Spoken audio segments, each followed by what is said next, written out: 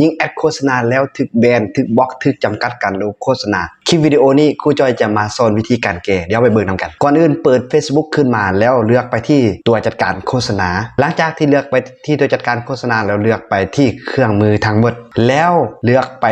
เมนูคุณภาพบัญชีหลังจากเลือกคุณภาพบัญชีจะได้เห็นเลยว่ามันมีปุ่มให้ส่งกดสอบ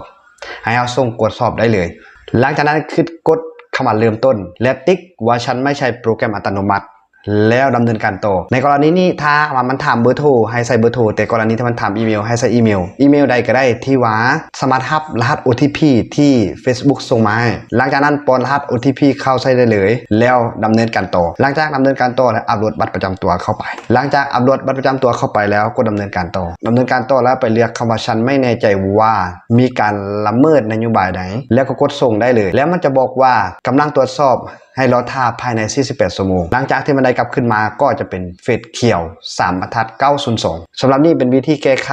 Facebook ที่จำกัดการลงโฆษณาแต่ยังมีหลายขั้นตอนที่ก่อนที่จะส่งนี่ต้องเฮ็ดขั้นตอนอื่นๆก่อนสำหรับผู้ใดที่สนใจอยากเรียนการแก้หรือการยิงแอดโฆษณาสามารถติดต่อหาครูจอยได้